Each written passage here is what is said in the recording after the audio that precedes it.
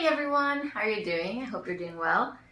If you've been keeping up with my videos and you watched the last one, I know I said that I was going on a trip and I was going to be saving money and I wasn't going to be buying any more jerseys, but it turns out I'm a big fat liar, and like a lot of people in this hobby, become sort of addicted to buying jerseys. So I did go on a trip. I had a really great time. I went to Europe, I went to Spain and to Ireland. But even before I left, I had already purchased 2 jerseys, and then right when I came back, I got another one. So I thought I'd make a video, a little bit of a roundup of these 3 jerseys.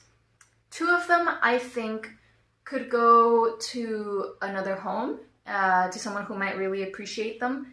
I got them because I felt that if anybody else sort of just bought them because they thought they looked cool, they wouldn't really know what they have. So I thought I'd obtain them and then hopefully find a better home for them.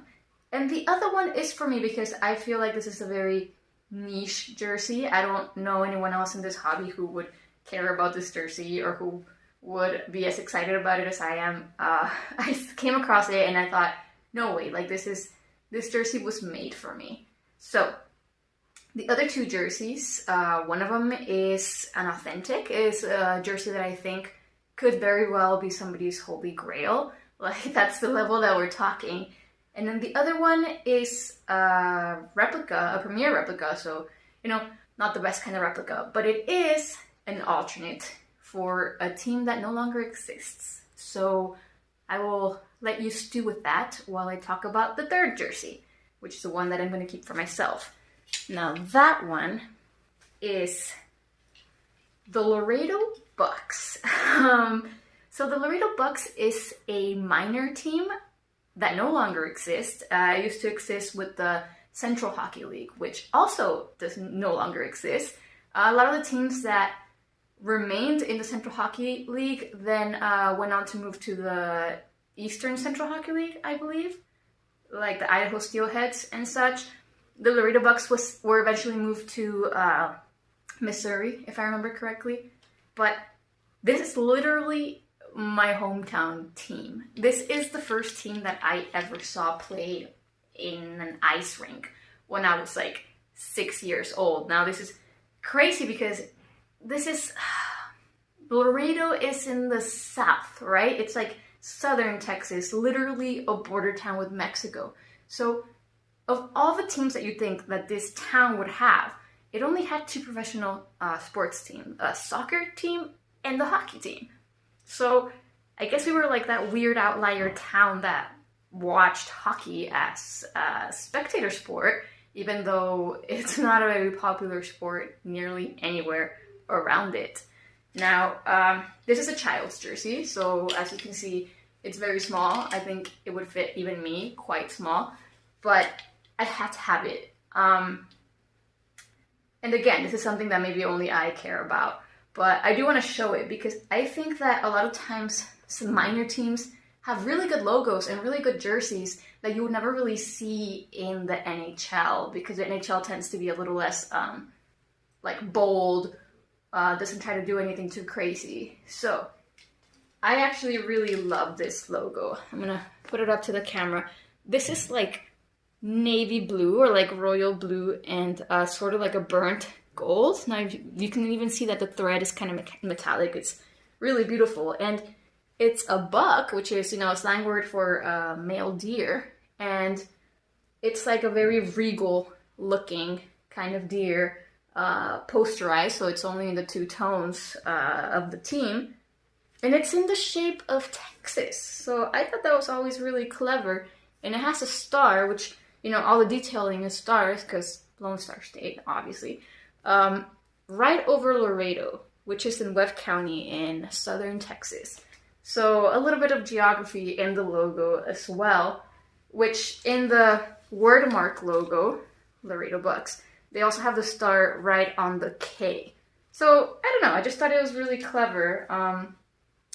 And then again, like a lot of minor league teams will do that the NHL doesn't tend to do, the rest of the detailing is sublimated on the fabric instead of like stitched on. So, and I think like the gold detailing almost sort of looks like a pair of antlers overall. Very simple, clean look. I've always liked it. This is the away version. The home version was like the royal blue all the way throughout, and it was really nice. So I saw this one. I had to have it. I thought, you know, maybe nobody will care about this, but this was my hometown team. Right now, well, obviously my favorite team is the Dallas Stars, and I have plenty of jerseys for them, but I didn't have any of the Laredo Bucks because when I was a kid, I didn't know that they were going to stop existing someday, and then I didn't know that I was going to move back to Mexico. So, you know, it was just one of those opportunity things, and that's why I got it. So yeah, that's jersey number 1.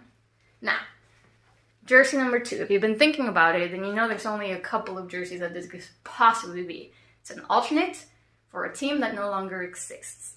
And it's actually one of the few designs that I think is like ugly, and I don't like it. Because obviously I'm a fan of things that people think are ugly, like the Mooterus. But this one I just thought, it's a bit uninspired. But for anyone who wants to finish their collection of this team, or who is a fan of this player because this is a crested jersey, then this might be very interesting. It is the Atlanta Thrashers red alternate. Now this is different than the other Atlanta Thrashers jerseys because it's a word mark. It's literally just the word Thrashers. That's the logo. Very simple. Has the detailing in the shoulders, and this is crested to be a Vermistrov jersey, number 8. Now, of course, this is a Reebok Premier, but I don't think there are many versions of this jersey that you can get on the market that aren't Reebok Premiers. I think there's probably a few Reebok Edge out there, but don't think there's many more other than that you can find. And even then, there's not that many in general. This is a very rare jersey.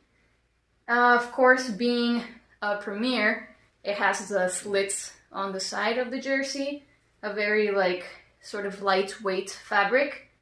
And the customization is, I'm not sure if it's twill or if it's vinyl, but either way, it's sublimated.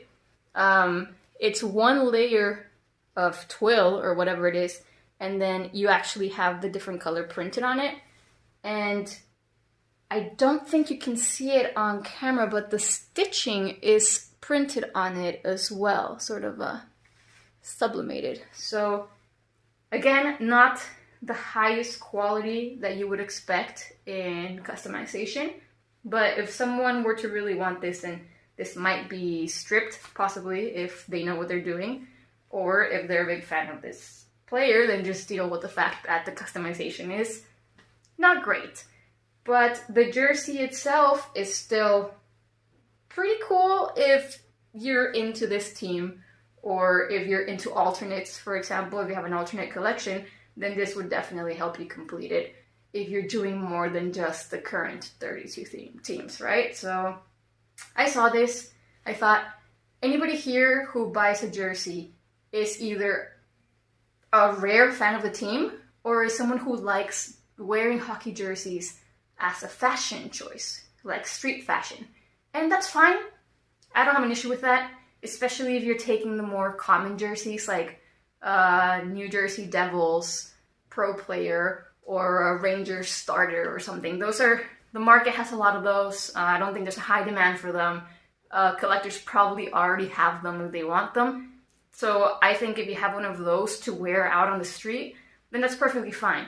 But if you see this and you buy it just because you want to wear it as a fashion piece, but you don't know what it means in the history, to me, I don't know, I feel like that would be a shame, especially considering there's people out there who would love this and who know what they're getting and it's like important to them and it would complete their collection. So I decided to buy it, even though I don't necessarily intend to keep it. I just thought it was a really cool piece, cool to have, and could hopefully find a better home someday. And the last one, now this one I am super excited about, and I was in the dealing with this guy for this jersey for a while, and for a second I thought it wasn't going to happen, but again, I'm not a fan of this team, I'm not a fan of this player, not really, but I saw it and I thought, that could literally be someone's holy grail. Like, there's no way I could in good conscience allow someone to own that just because, and like not have them know what it is. So in my hands I have a Coho Authentic black Washington Capitals Capitol building alternate. And apart from being, you know, a very striking jersey, I always thought this design was really cool. I always like the black designs with the very bold logo and the metallic detailing and everything. This is also an Ovechkin. So as far as I can tell, this is probably from his rookie year.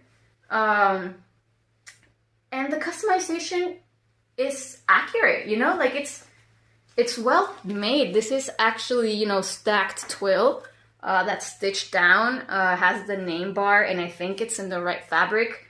The 8 and the font is correct. It has the fight strap, and like, I don't know, I just think this is like probably a perfect specimen as far as it can be for its age, right? And for the fact that maybe the people who owned it didn't really know what they had. So, you know, there's probably things that you can do to make it better. It could probably use an oxy bath, a good ironing, some, you know, a lot of tender loving care, if you will. But ultimately, I think this could be somebody's holy grail. Like, this could be the piece that completes somebody's Washington Capitals collection, somebody's alternate collection, somebody's Ovechkin collection, right? Like, size 56, Coho Authentic. I know at the time, I think they were wearing CCM, not Coho, but either way, I don't know. I saw this and I was like, there's no way I'm gonna let this go. I have to have it. I love the metallic fabric on this. Like, it's literally a different kind of fabric than the rest of the jersey, and like, you can see on camera how well it shines.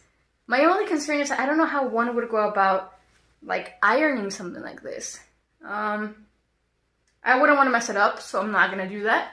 I don't want to be the person who like burned one of these with the iron accidentally, but I will list this later to see if there's anyone out there who might want this, just because, again, just somebody here in Mexico who has no idea what a jersey is, who just thinks it's really cool and wears it just as a fashion statement out and about where it can get stained or whatever. I could not abide that. So those are the 3 jerseys I got. Full disclosure, I have 2 more jerseys on the way. It wasn't my plan, but the Adidas jerseys, the previous generation, I think they're the Era Ready, were on sale on the Adidas site. So I did buy a Dallas Stars home, size 42, so that should be arriving at the end of the month. And I also bought a black Dallas Stars away jersey from the 90s. I think it's the second design they had after they moved from Minnesota to Dallas. So it's the black jersey with the Dallas Stars on it, with the big star. And it's the one that has the horizontal stripes, not the star detailing. So I might show that later, might not. I mean, very basic jerseys. And, you know, just, I thought it might be time to get another Dallas Stars jersey after getting like 10 jerseys for other teams that I'm not even a fan of. But yeah, thought I'd give a little bit of an update after my vacation and wish everyone luck with their hockey jersey collecting. Let me know if you have any thoughts regarding these new jerseys that I got, or any other kind of anything you want to know or think I could make content of. And have a great day. Thanks for watching, everyone. Bye-bye.